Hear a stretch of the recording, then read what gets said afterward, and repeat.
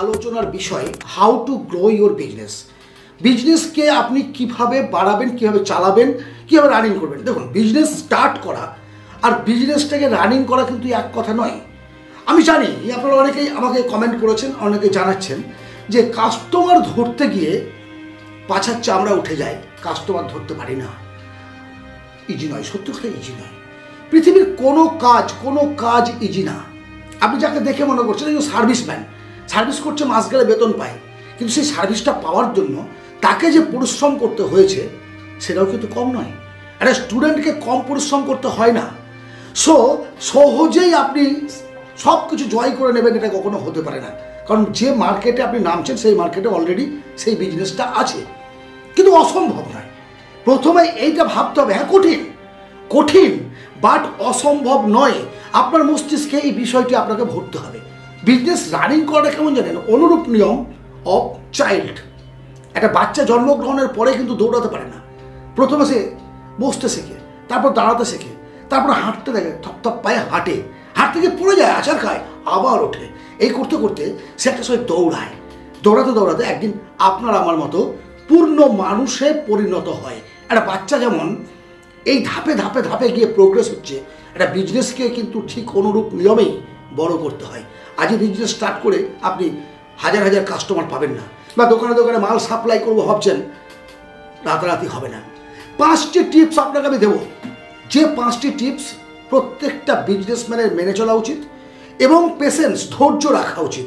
যে আমি আজকে শুরু করলাম, কালকে থেকে আমি সফল হয়ে যাব নয়। একটু ধৈর্য ধরুন, সমস্ত কিছু এবং লেগে থাকতে হবে। অপমান করবে, ঘুরিয়ে দেবে, না বলবে, বেশ ভালো কথা বলতে দিন। যদি একটা সময় আসবে তারাই আপনাকে ফোন করবে, তারাই ফোন করে বলবে অর্ডারটা নেই ভাই, আমার মালটা পাঠা। আপনার জেনুইনিটি, আপনার প্রোডাক্ট, আপনার সততার জন্য। আসুন মূল বক্তব্যে আমরা যাই। First point, focus on established revenue source.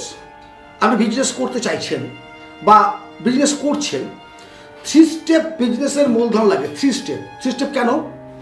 একটা, আপনার কাছে স্টক থাকবে, একটা টাকার পরিমাণের মাল আপনার কাছে স্টক থাকবে। একটা রোলিং হবে, আপনি কিনবেন, আপনি বিচবেন, আপনি কিনবেন, আবার বিক্রি করবেন, এটা রোলিং হচ্ছে। একটা টাকা মার্কেটে পড়ে থাকবে, এটা আপনার ধরে নিতে হবে। কারণ বর্তমান সময়ে বিজনেসটা এমন একটা কম্পিটিশনের জায়গায় গিয়ে পৌঁছেছে যে কেউ নগদে মাল নিতে চায় না। নগদেই, এটাকে নগদ ধরুন বা ধার ধরুন বা বাকি ধরুন, ক্রেডিট ধরুন, যা ধরুন, একটা বিল আপনি মাল দিলেন, সেই বিল পেড হলো, সেকেন্ড মাল দিলেন, এটাই নিয়ম, এটা বিজনেসের নিয়ম চলছে। এখন গাড়ির ব্যাপারটাও দেখুন, আপনি ইএমআই করছেন। সমস্ত ব্যাপারটাই কিন্তু 3টে ভাগে আগে ভাগ করুন আপনার মূলধনটাকে, রিসোর্সটাকে। এবার যদি আমার মার্কেটে টাকাটা মারা যায় বা দেরি হয় আসতে, সেই ক্ষেত্রে আপনি টাকা কোথা থেকে আনবেন? আপনার সম্পত্তি বিক্রি করে, আপনার ব্যাংকের জমানো টাকা, না আপনি লোন করবেন? সেটা কিন্তু প্রিপারেশন নিয়ে থাকুন। কারণ 3টে অংশ আপনি বিজনেসে লাগালেন, একটা অংশ স্টকে রাখতে হবে যাতে বিজনেস মার না খায়। শুরুতে অনেক ধাক্কা আসবে, সেগুলো সহ্য করতে হবে। কারণ তখন আপনি নতুন বিজনেসম্যান, আপনি রানিং করেননি, আপনি দৌড়তে শিখেননি, আপনি রান দিতে শিখেননি। সেক্ষেত্রে আপনি পড়ে যাবেন, মুখ থুকরে পড়ে যাবেন। কিন্তু ছেড়ে দিলে হবে না বস, ছেড়ে দিলেন না গেলেন, চালিয়ে যেতে হবে। আর এই চালিয়ে যাওয়ার ধৈর্য যদি আপনি রাখতে পারেন, একটা সময় অবশ্যই আপনি সফল বিজনেসম্যান হবেন। সেকেন্ড নিয়ম, রিডিউস ইওর রিস্ক। কেন? আজকের এই বর্তমান সময়ে বিজনেসকে নিয়ে অনেক রকমের প্রচার চলছে, উন্নতি অবনতি ঘটছে, শাটার আপ হচ্ছে, ডাউন হচ্ছে, মার্কেট আপ ডাউন হচ্ছে, বিজনেস খুললো বন্ধ হয়ে গেল, চুরি, বিভিন্ন রকম। আপনার বিজনেসের জন্য আপনার কাজ হচ্ছে বিজনেসের যে স্ট্রাকচারটা সেটাকে সিকিওর করা। তার জন্য আপনার প্রয়োজন হলে পরে বিজনেস ইন্স্যুরেন্স করতে হবে। আপনার বিজনেসের জন্য একটা ইন্স্যুরেন্স পলিসি আপনাকে রাখতে হবে, যাতে কোনো দুর্ঘটনা ঘটলে আপনার বিজনেসের জন্য ইন্স্যুরেন্স কোম্পানি ড্যামেজ দেয়। এই ব্যবস্থা কিন্তু আপনাকে করে রাখতে হবে। সেফটি, আর কি, আপনার হাই রিস্কের মাল প্রথমে কিনবেন না, সেই গুডউইল এখনও আপনি তৈরি করতে পারেননি। যেগুলো হাই রিস্কের মাল, হ্যাঁ মেবি সেগুলো তো প্রফিট বেশি, কিন্তু সেই রিস্ক নিতে গিয়ে আপনার দেখা গেলো গোডাউনে জমে এক্সপায়ার ডেট হয়ে গেল, মালটা ফেলে দিতে হলো, পচে গেছে, নষ্ট হয়ে গেছে, আপনি চালাতে পারলেন না। আমি জানি নো রিস্ক নো গেইন, কিন্তু প্রথম চলতে শুরু করলেই, যেমন আপনি গাড়ি চালাতে শিখলেন, শেখার পরে 90, 100, 200তে আপনি স্পিড তুলে গাড়ি চালাবেন না। একটা সময় পর্যন্ত আপনি ধীর গতিতেই চালাবেন। আস্তে আস্তে আস্তে যখন আপনার প্র্যাকটিস হয়ে যাবে আর বলতে হবে না, স্পিড এবং আপনার চোখ আর মন একসঙ্গেই তখন কন্ট্রোল করবে অটোমেটিক্যালি। বিজনেসের ক্ষেত্রেও তাই, বিজনেস নিয়মের ক্ষেত্রেও তাই। আপনি প্রথমেই যদি রিস্ক নিয়ে ফেলেন, বড় রিস্ক, সেটাতে কী হবে, লস খাবেন, এমন বড় লস খাবেন চিন্তা করতে পারবেন না। অর্থাৎ আমি যে বলতে চাইলাম প্রথম পয়েন্টে গিয়ে, আপনার যে মূলধন সেটাকে 3টে পার্ট ভাগ করে একটা স্টকে রাখুন। এবার মূলধন আমার 1 লাখ টাকা, তাহলে আমাকে ইনভেস্ট করতে 30,000 টাকা। এবার আপনার কাছে যা আছে সব ঝেড়ে মুছে আপনি ইনভেস্ট করে দিলে লস হয়ে গেল, এবার কী করবেন আপনি? রিস্ক কম নিন প্রথম দিকে, আস্তে আস্তে আস্তে স্টেপ বাই স্টেপ বাড়ান। আর রিস্ক কী হয়, আমি একটা বিজনেস খুললাম, যে কোনো বিজনেস, আপনি যে কোনো বিজনেসের ক্ষেত্রেই এই ভিডিওটি প্রযোজ্য, এই কথাগুলি সমানভাবে প্রযোজ্য। আপনি একটা বিজনেস খুলে কিছু একটা প্রোডাক্ট স্টক করলেন, একরকম করলেন, দ্বিতীয় আবার বাড়লেন, যখন দেখছিলেন চলছে, রানিং হয়ে গেল, সেকেন্ড আইটেম বাড়লেন, থার্ড আইটেম বাড়লেন, ফোর্থ আইটেম বাড়লেন। কিন্তু আমরা কী করছি, নতুন বিজনেস খুলে হয়তো পয়সা আছে বা লোনে পেয়ে গেছি, সমস্ত রকমের আইটেমকে ভরে দিলাম। যে কিছু প্রোডাক্টের মার্কেট রিসার্চ করে নিত, চাহিদা জানি না, এর ফলে কিছু প্রোডাক্টের সেল ভালো থাকলো, কিছু প্রোডাক্ট নষ্ট হলো।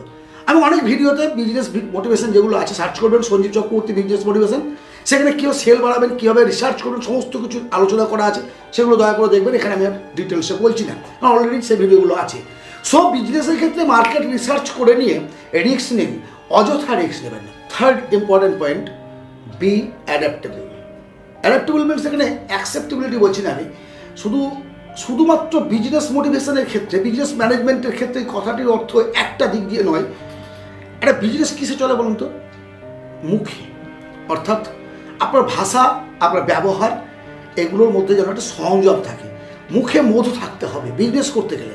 কর্কশ ভাষাদের দ্বারা বিজনেস হয় না। কুচেলো কর্কশ স্তম্ভ কুগ্রামী, এই যে ভাবগুলো আছে না, এইগুলো দিয়ে আপনি বিজনেস করতে হবে। এই গুণগুলো থাকলে, একটা কুৎসিত পোশাক আশাক পরে আপনি বিজনেস স্টার্টে বসলেন, কর্কশ ভাষা, একটা ছোট্ট জায়গায় বড় বিজনেস খুলে বসে গেলেন, স্তম্ভ গোমরা মুখ করে বসে আছেন, তারে কোনো হাসি নেই, হবে না।